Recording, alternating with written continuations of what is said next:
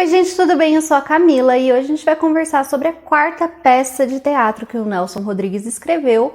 Hoje vamos falar sobre Anjo Negro. Se você está chegando aqui agora, já aproveita para deixar o seu like, o seu comentário, se inscreve no canal se você ainda não for inscrito, ativa o sininho para receber todas as notificações, que assim você sempre vai saber quando tiver vídeo novo. Se você não sabe, eu estou fazendo um projeto aqui no canal de leitura do teatro do Nelson Rodrigues, onde eu estou lendo todas as peças que o Nelson escreveu em ordem cronológica. Já tem vídeo aqui no canal para Vestido de Noiva, Mulher Sem Pecado e Álbum de Família. Eu vou deixar na descrição do vídeo e também nos cards a playlist com o projeto todo, com a explicação do projeto e também com as peças que eu já falei aqui no canal. Então dá uma olhadinha se você ainda não viu, porque os vídeos estão bem completinhos. E hoje a gente vai falar sobre Anjo Negro, a quarta peça que o Nelson Rodrigues escreveu, que não é uma das mais famosas, ela é bem pouco montada, mas ainda assim tem alguns aspectos bem interessantes para a gente conversar. Ela também está no primeiro volume do box da Nova Fronteira e ela é considerada uma peça mítica, assim como o Álbum de Família. E como eu falei no último vídeo, no vídeo sobre o Álbum de Família, as peças míticas, elas trazem ali o inconsciente humano primitivo, aqueles desejos reprimidos. Então ele busca trazer justamente o pior que o ser humano tem dentro de si. O Anjo Negro é dividido em 3 atos e 4 quadros, e ela foi escrita no ano de 1946, mas na verdade ela só subiu ao palco em 1948, em abril de 48. Em janeiro desse mesmo ano, a peça tinha sido interditada, e aí eles ficaram nessa luta contra a censura até que o Ministério Público liberou a peça. Durante esse período, entre janeiro a abril, quando a peça foi finalmente aos palcos, eles já estavam montando a peça. Quem estava dirigindo essa peça foi o mesmo diretor que fez Vestido de Noiva e que tinha ali feito um grande sucesso, que era o Ziembinski, aquele diretor polonês que tinha vindo para o Brasil e que tinha feito um trabalho excepcional em Vestido de Noiva. Só que dessa vez ele contava com a parceria do Sandro Poloni na produção. A peça contava com um elenco de peso, como a Maria Della Costa e também a Anissete Bruno, que fez a sua estreia nos palcos com o Anjo Negro. E a peça estava tão milimetricamente planejada que eles chegaram à conclusão de que se a censura não liberasse, eles iam fazer as apresentações do mesmo jeito, a portas fechadas.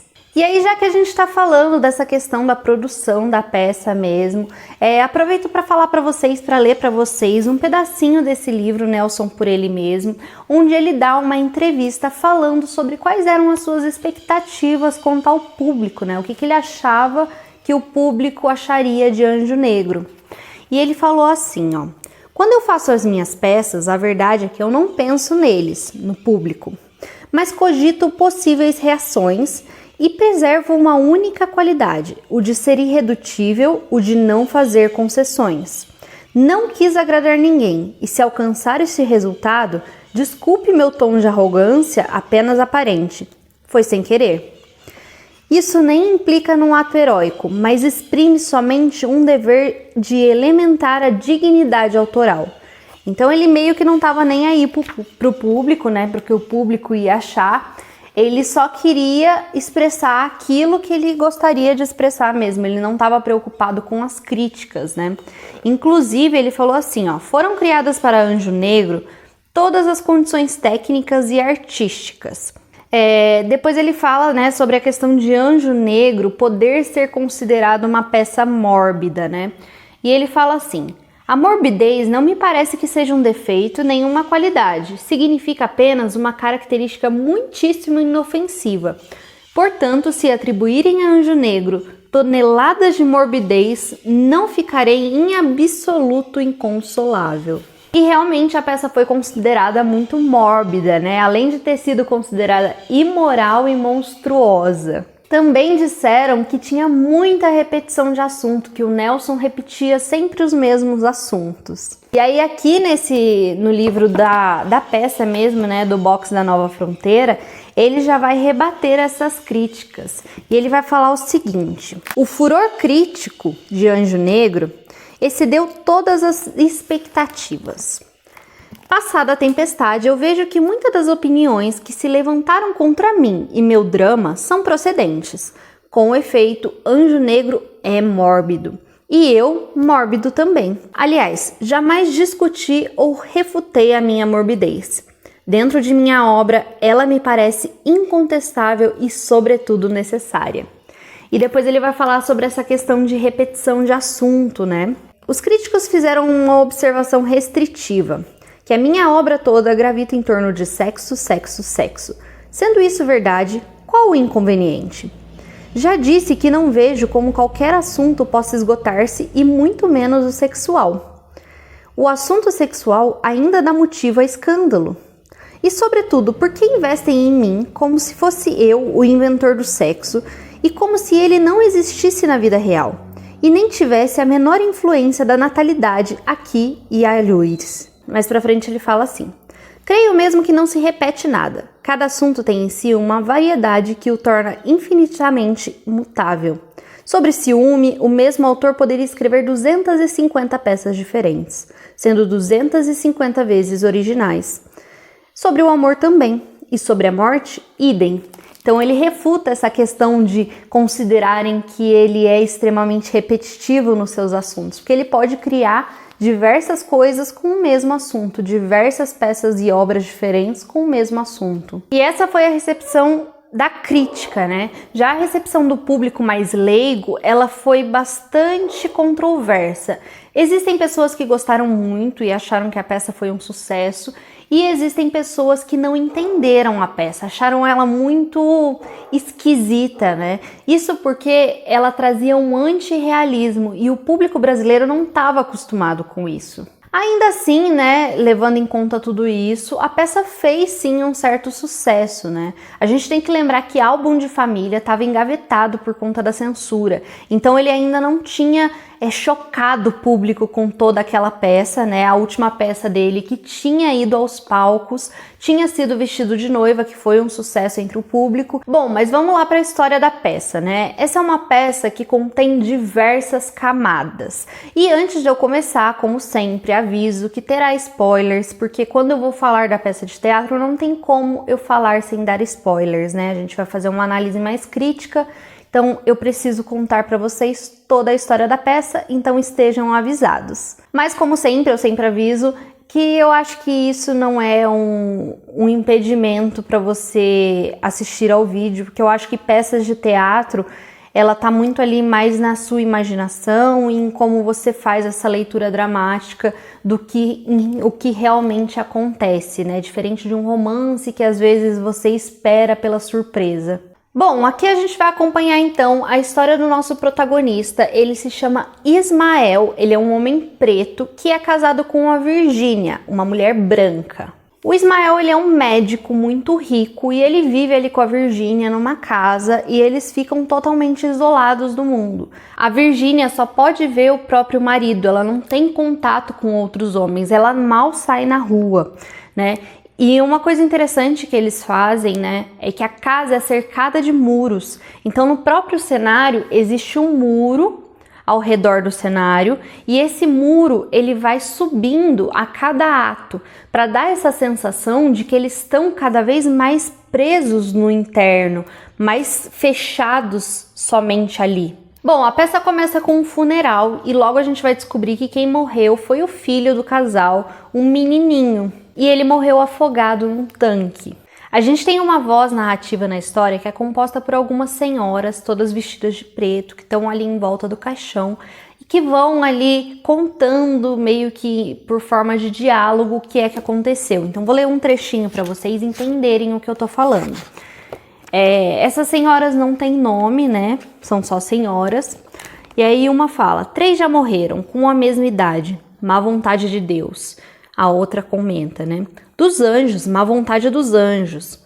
Ou é o ventre da mãe que não presta. Mulher branca de útero negro. Deus gosta das crianças, mata todas as criancinhas, morrem tantos meninos. Então elas vão meio que comentando isso e só nessa introdução a gente já consegue ver que o menininho que nasceu, ele era preto, assim como o pai, né? E a mãe era branca e tinha essa questão racial aí muito forte, né? Um preconceito muito forte da sociedade. Só que o que a gente vai acabar descobrindo é que esse preconceito ele não tá só fora, ele também tá dentro. Esse já é o terceiro filho do casal que morre. Os 2 primeiros foram envenenados. E aí a gente descobre que quem matou os 3 filhos foi a própria mãe, a Virgínia. Simplesmente porque eles nasceram pretos. Então ela não aceitava que os filhos fossem pretos, como o pai, e ela assassinou os 3 filhos. O Israel, ele sabe o que acontece, ele viu ela matando os filhos, mas ele não fez nada. Ele se fez ali de não sei o que está acontecendo, não vi, não sei, simplesmente porque ele acha que o assassinato acaba unindo mais o casal. E eles estão ali no meio do funeral, né, conversando no quarto, e aí ele fala pra ela assim: olha, eu vou lá enterrar o nosso filho, e aí eu volto pra casa e a gente vai fazer um outro filho, e dessa vez você não vai matar ele. E ela começa a espernear e falar que não quer, porque ela não quer um outro filho dele. Ela fica desolada ali e a gente vai entender como é que se deu o casamento desses 2. O que acontece é que a Virgínia, ela era apaixonada pelo noivo de uma prima, ela se envolve com esse rapaz, a prima dela descobre e acaba se suicidando. Por conta disso, a tia, né, a mãe dessa prima que morreu, querendo se vingar da sobrinha, contrata não, né, ela chama o Ismael e fala para ele que ele pode violentar a Virgínia e que ninguém vai fazer nada. E realmente ele faz isso, ele vai até o quarto, violenta ela grita e ninguém entra lá para fazer nada. Inclusive no cenário mesmo existe uma cama de solteiro quebrada com roupas rasgadas, e toda vez que eles vão falar em questão de estupro, em questão de violência sexual, a cama fica em evidência, é como se eles se lembrassem como que ficou a cama naquele dia. E aí acabaram se casando depois dessa violência, mas ela sempre se sentiu violentada pelo marido. Ela nunca amou ele, ela diz que nunca o amou e que todas as vezes que ele a toca, ela se sente violentada. Bom, nesse mesmo dia, um pouquinho antes, chega na casa deles um rapaz chamado Elias. O Elias é branco, louro e ele é cego. Esse Elias é irmão de criação do Ismael. E ele chega na casa e logo a gente percebe que os 2 não se dão nada bem, né? Logo pelo diálogo dos 2 ali a gente já percebe que tem algo errado. E aí ele pede para ficar na casa dele, ele fala que não tem para onde ir. E aí o Ismael fala: olha, você só pode ficar aqui um dia e você vai ficar quietinho, trancado no quarto. E aí quando ele vai enterrar o filho, né, ele vai lá pro cemitério. Ele vai deixar a mulher dele sozinha, porque como eu disse, ela não sai de casa, e ele deixa ela trancada, vai pro enterro, e nisso ela acaba ali subornando a criada para que ela a solte. Quando ela solta, ela chama então o Elias, ela descobre que o irmão dele tá em casa, ela chama ele pro quarto dela, ela conversa com ele e tal, eles falam sobre o Ismael, a gente descobre que quem cegou o Elias foi o Ismael, porque uma vez ele ficou doente, enfim, o Ismael foi lá, trocou a medicação dele e deixou ele cego. O Ismael sempre batia nele, simplesmente porque ele tinha inveja da cor, né? O Ismael, ele nunca se aceitou negro, então ele renegou a própria mãe por ser preto. Ele achava que a culpa era da mãe pela cor que ele tinha. E aí nessa conversa dos 2, a Virgínia acaba dizendo que ela não quer ter outro filho do Ismael, que ela não quer que a criança nasça negra. E aí ela pede pro Elias se deitar com ela, né? Ela meio que seduz ele ali para que ela consiga ter um filho branco. Essa relação acontece, só que neste momento quem chega na casa é a tia, aquela tia lá que arrumou a violência, né? Que fez o Ismael estuprar ela.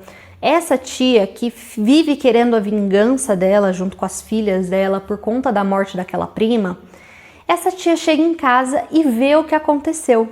E aí quando o Ismael chega, a primeira coisa que a tia vai fazer é fazer a fofoca, vai lá contar o que aconteceu, tudo. A Virgínia acaba confessando, o Ismael mata o Elias. Passado alguns meses, nasce então uma criança. Só que a Virgínia, ela dizia o tempo inteiro que ela queria este filho branco, porque quando este filho crescesse, ela teria uma relação incestuosa com este filho, né? Então ela sonha com este filho. Só que quando nasce, é uma menina. E aí ela fica totalmente incomodada com aquela menina. E diferente dela, o Ismael fica encantado com a menina. A menina vai se chamar então Ana Maria. Passam-se 16 anos, né? A gente tem ali o terceiro ato então. E a Ana Maria já tá uma moça, já tá uma adolescente ali formada. E ela é cega. Assim como o pai, né? Porque o pai dela é o Elias, né? E ela é cega. E aí a gente vai descobrir que o que aconteceu é que quando ela era criança, o Ismael ficou tão encantado com ela, que ele jogou ácido nos olhos da menina, porque ele não queria que ela descobrisse que ele era preto. Então ele jogou ácido nos olhos dela para deixá-la cega, e ele falou para ela que ele era branco e ele era o único homem branco no mundo de pretos. E ela cresceu racista, né, por conta de todas aquelas coisas que ele falava para ela. Então ela cresceu com um ódio muito grande de pessoas pretas e achando que o pai era o único homem branco do mundo e com uma adoração muito grande pelo pai, né? E aí eles acabam ali tendo uma relação um pouco mais do que fraternal, né? Ela meio que se apaixona pelo padrasto. E o padrasto também tem uma grande adoração por ela. Um certo dia, a Virgínia resolve contar para a filha tudo que o pai fez, que ele que cegou ela, que ele matou o Elias. E ela conta tudo o que aconteceu, que na verdade ela não é filha do Ismael, ela é filha do Elias. E que o pai é preto, o pai não é branco. E ela, claro, não acredita em nada disso, enfim. Então a Virgínia vai lá e começa a falar na cabeça do pai. Ela descobre então que o que ela tá sentindo é ciúmes do Ismael. E que ela ama ele, só que ela nunca aceitou esse amor porque ela sempre teve aquele racismo dentro dela. Então ela não aceitava que ela amava um homem preto. E por isso que todos os filhos que nasciam ela matava. Ela tinha esse negócio de não posso aceitar que eu estou apaixonada por este homem. E aí quando a filha fala que está apaixonada pelo Ismael, ela meio que acorda, fala, não, peraí, eu acho que eu amo ele. E ela começa a falar essas coisas pro Ismael, até que ela convence ele de que eles precisam matar a Ana Maria. E é isso que eles fazem, então eles fecham ela em um caixão de vidro para que ela morra ali sufocada. E eles vão então fazer um outro filho, o próximo anjo negro, porque assim que essa criança nascer, a Virgínia vai matá-lo de novo. E a peça termina então com a Ana Maria dentro daquele caixão de vidro, tentando desesperadamente ser libertada e não conseguindo. E gente, realmente, né, dá pra gente ver o porquê que a peça é considerada mórbida. E aqui a gente vai ver alguns elementos da obra do Nelson Rodrigues que a gente já viu em diversas outras peças, né?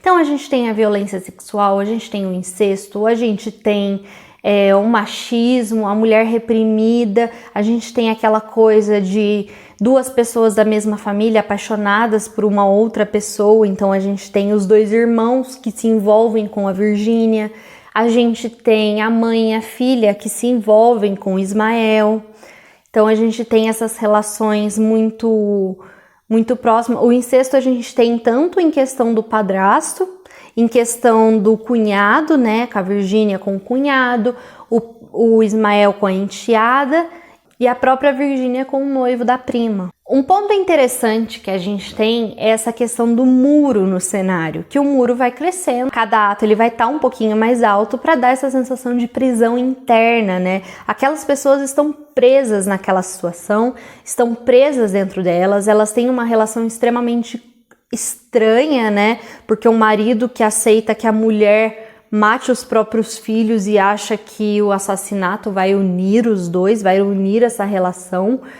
Isso é muito esquisito, porque eles estão presos dentro dessa relação. Também tem aquela questão da cama, toda vez que eles falam, né, da questão da violência sexual, a cama fica em evidência. O palco ele é dividido em diversas plataformas para dar essa sensação de vários planos. Essa é uma peça que ela tem um aspecto fora da realidade.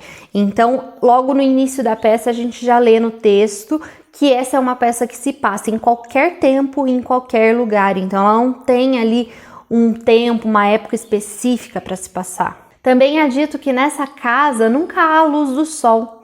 há sempre a eterna noite. Então é realmente um cenário fora da realidade.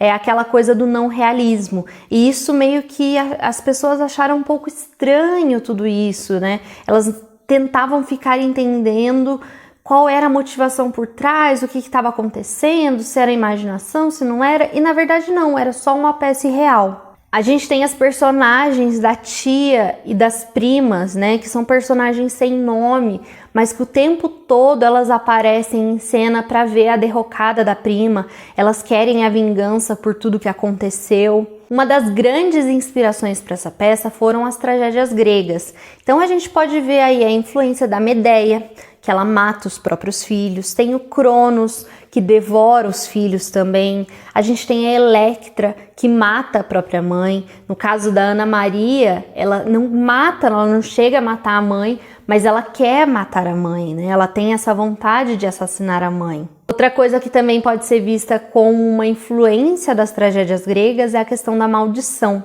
Logo no início da peça, quando Elias chega, ele comenta que ele chegou lá para trazer pro Ismael uma maldição da mãe, que a mãe o amaldiçoou por ele ter se renegado, por ele ter renegado a própria cor. Um outro momento, já no final da peça também, a gente tem uma outra maldição. A tia amaldiçoou a Virgínia, então ela diz para Virgínia que a Ana Maria vai morrer, que ela vai perder a próxima filha. A gente tem também algumas referências bíblicas, né? Em alguns momentos a gente tem algumas orações, alguns trechos. A gente tem os nomes dos personagens, que são nomes bíblicos. Então a gente tem Ismael, Elias, Ana Maria. A gente tem um momento da peça em que vai ter uma discussão muito grande entre a Virgínia e o Ismael a respeito de um quadro. Ela quer colocar um quadro de Jesus Cristo dentro do quarto para que ela tenha contato com o rosto de outro homem, né? Porque ela só vê o rosto do marido. E eles entram então nessa grande disputa a respeito de Jesus. Essa é uma história que ela não tem vítimas e nem carrascos. Ela tem pessoas que têm as suas feridas e por conta dessas feridas elas acabam cometendo atrocidades. E eu acho que um último ponto, que talvez seja uma das questões mais importantes na peça, é a questão do preconceito racial. A gente tem um preconceito tão grande que nem o próprio Ismael consegue se aceitar, que nem a própria mãe consegue aceitar seus próprios filhos. Tudo por conta da cor. Isso é tão grande que ele chega a cegar a própria enteada simplesmente para que ela não o veja, para que ela não saiba a cor que ele tem. Tamanha é a vergonha que ele sente da sua cor. Tamanho é o preconceito que ele tem contra si mesmo. Quando a peça foi aos palcos, na primeira montagem, o Nelson queria que a peça fosse representada por um ator negro, que o protagonista fosse representado por um ator negro. E isso seria ali uma boa revolução no teatro, porque normalmente atores negros não tinham um papel de tanta importância, né? Eles não ganhavam protagonismo em peças de drama, por exemplo. Normalmente eles ficavam mais restritos à comédia. Então seria ali algo muito bom para a época.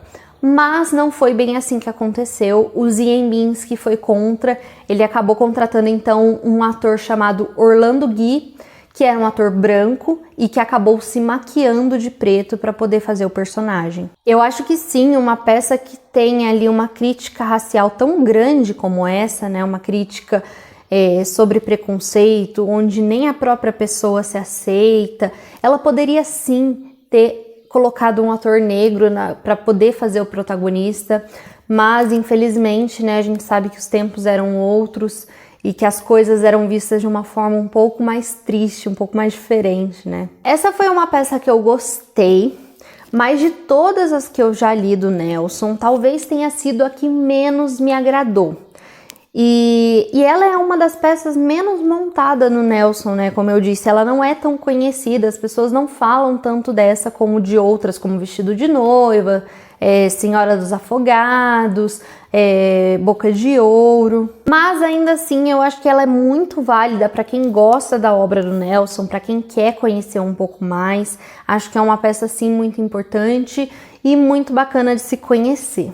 Bom, espero muito que vocês tenham gostado do vídeo. Não esquece de deixar o seu like, deixar aqui nos comentários se você tá gostando dessa série, se você conhecia Anjo Negro e o que você achou, tá? No próximo vídeo sobre o projeto a gente vai falar sobre Senhora dos Afogados, uma outra peça mítica, mas essa já um pouco mais conhecida. Espero muito que vocês tenham gostado, um beijo e até mais!